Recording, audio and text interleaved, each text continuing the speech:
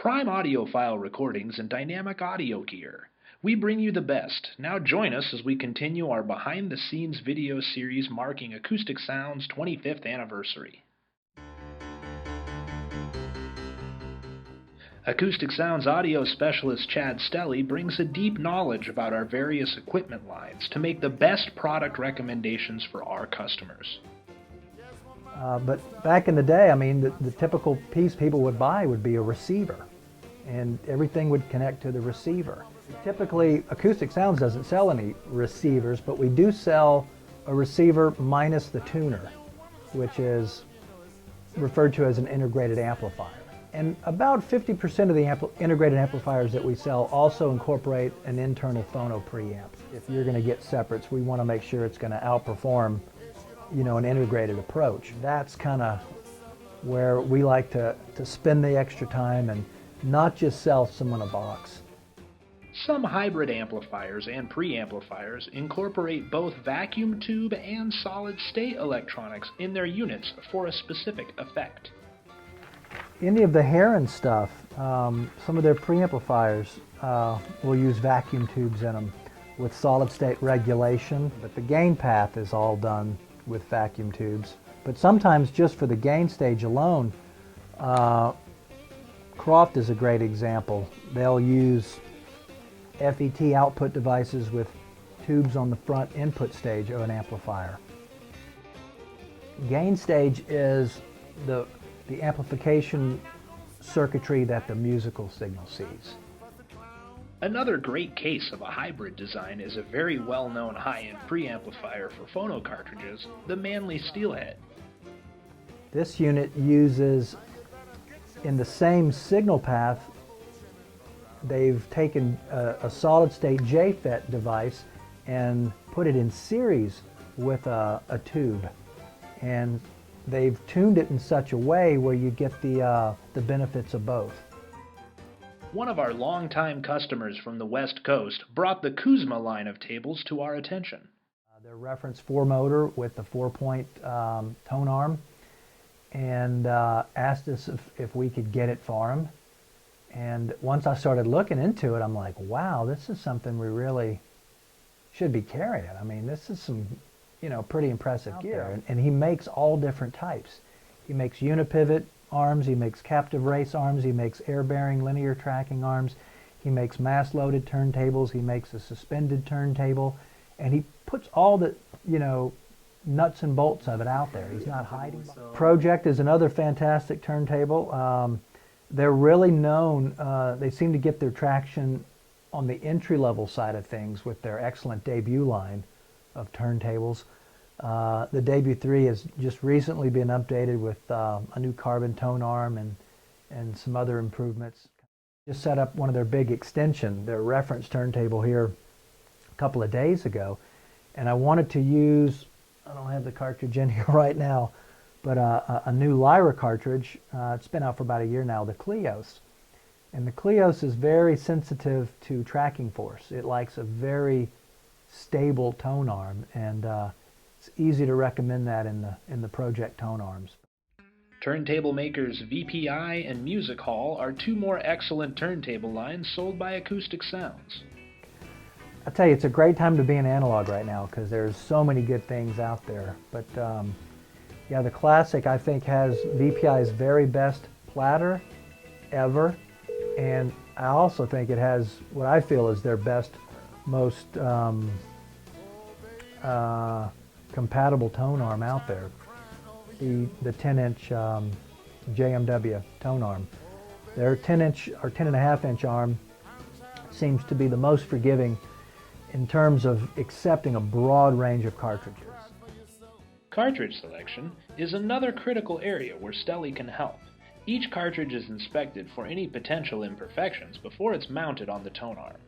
Which, if you're looking at a cartridge and it's riding into a microscopic groove like this, say at the end of this cantilever where that stylus profile is oriented, you typically want it to ride perfectly in the groove so that it can make contact with the sidewalls of the record evenly.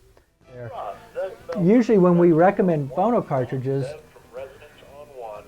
you have to look at the mechanical and the the characteristics of the turntable and the tone arm, as well as the electrical requirements of the phono preamp when recommending cartridges. But some cartridges prefer certain types of tone arms than others.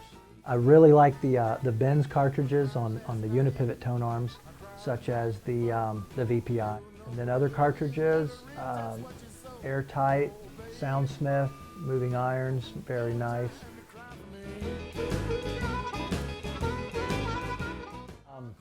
Earlier we were talking about the VPI turntables and their new classic turntable, which features, I think, their best tone arm and their best platter that VPI has ever made.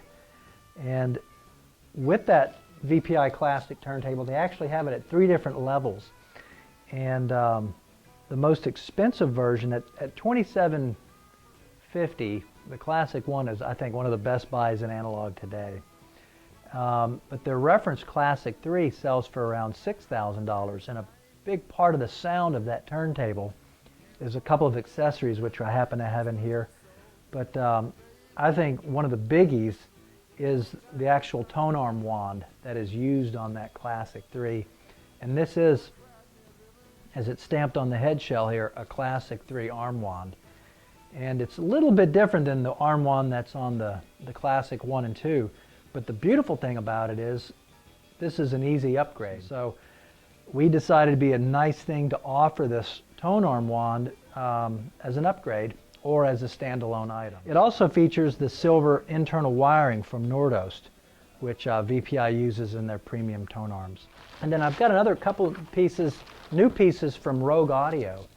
One is their new Triton phono preamp, and this is a solid state preamp that filled a nice niche for them.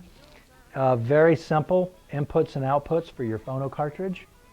So again, if you've got one of these wonderful tone arms, the signal would come out of the turntable directly into the inputs, which are on the bottom next to the ground lug, and then the outputs would go on to your system preamplifier or line stage controller. It uses a full toroidal power supply with a large IEC power cord receptacle that's fused. And this device is really made to be as a solid state piece turned on and left on. So your power switch is here, off to the races. And then another amp, we were talking about the pros and cons of tubes versus solid state earlier and matching different components. Their new line of power amplifiers are true hybrid designs in the truest sense, in that they use solid state and tubes all in the same chassis. And with the new Hydra and Medusa power amps, they use a very advanced Class D mode of power amplification. And it's never been done with tubes. I think there's a few companies doing it. I believe Rogue is the first to actually implement tubes with the very green technology Class D solid state output operation. I probably bought 200 or 300 vinyl records from Chad back then.